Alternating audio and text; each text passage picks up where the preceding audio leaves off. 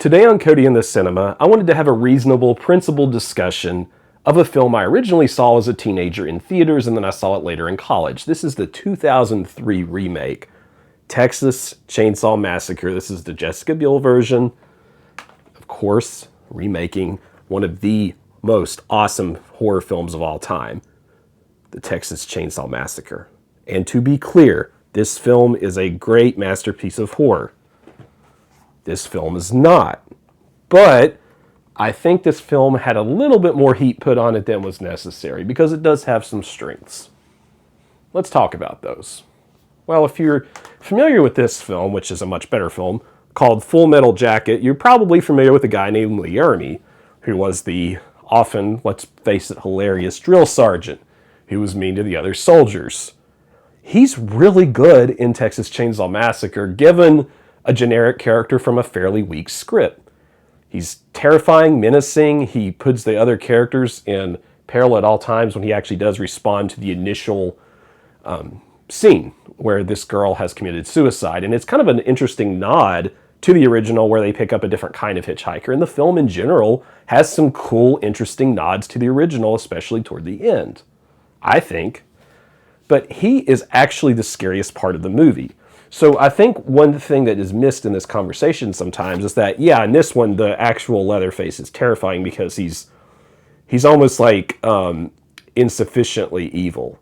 Like he's just bumbling around into this like abyss of darkness, you know? He's like, he doesn't even realize how evil he is. Whereas this thing is like a trained killer. And so it's not as scary as Lee Ermey just being this like really disturbed alcoholic, messed up sheriff. I mean, there are homages in the remake. There's a scene. I pulled out my copy of the Terminator here. There's a scene that it's really clearly trying to nod to that I noticed that if you ever rewatch it, you should take note of. And moreover, Jessica Biel as the final girl. So I think there's a temptation in films to say, you know, the studio put a white tank top on her. They got it soaking wet, and they just made her a glorified exploited sex symbol. There's truth to that. There certainly is. However, I think for what she was given in this film, she's actually a pretty effective actress. She's appropriately terrified of everything around her. She may not be like literally screaming the entire time because of the horrifying production of this film that this final girl went through. I can't remember her name right now. She may not be to that level, but she I thought she's a genuinely effective actress. My wife and I were watching, we were like, that's better than we remembered. I expected, when I went back and rewatched this, I expected her to feel a little bit more like Seventh Heaven, you know, like an actor from that. But she's not. Like, it's fun to root for her.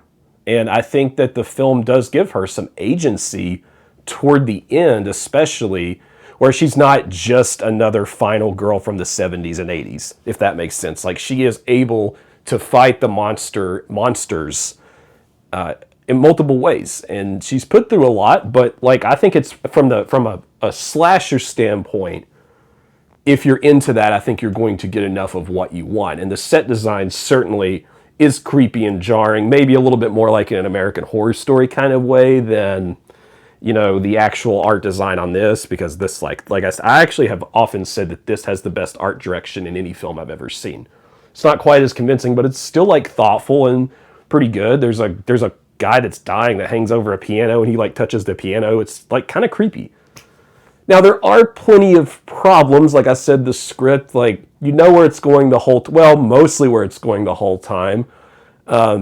The tonal shifts are jarring. The lighting is terrible. I said in my review on Letterboxd that this felt like a failed pilot of a Snick episode, you know, the Saturday night Nickelodeon. So there is that, and the camera gets really shaky cam. I think some of that had to do probably with those Bourne movies that did that, as what I've heard before. I don't know if you all have any thoughts on that, but the camera, even though it can be effective at times with some of these interesting shots of the house from a distance with like this like widescreen nod, or I don't know. I'm trying to be nicer to it than I should be. The camera work, like it could have used some help.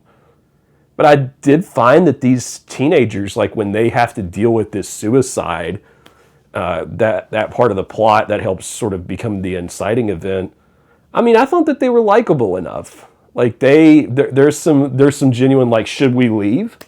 You know, should we stay? Should we deal with this? And I think it works better than some slashers, despite some of the problems I said. So what I think you have here, and the reason I wanted to make a video, is I think you have a film that's not nearly close to as good as the original.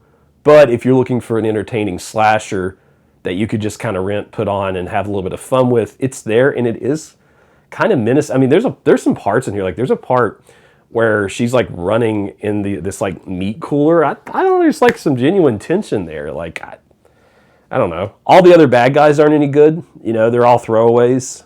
It is interesting to me that the sheriff character in the original is much more like docile and passive, and there's something creepy about that. He like hits the girl with the broom, and I think that it was more original, but to sort of spin that and make the sheriff someone terrifying with a good actor like Ermey, I mean, there's something to that. So I think because Jessica Biel is doing an okay, you know, she's doing the best she can with it, and that he's an effective sheriff. I think because of that, you can kind of like enjoy the film on that level. So anyway, those are my thoughts. If you all have, you know, I know some of you all will probably just absolutely hate the remake, and I wanted to hear yours or thoughts on any of the others. I was considering watching the original sequel that's supposed to be kind of a campy black comedy that Arrow also put out, but that was from the original Tobe Hooper version. So I don't know, just some thoughts I had. Let me know yours in the comments, and if you enjoyed the content today and want to click like, I'd appreciate it, and subscribe to Cody in the Cinema.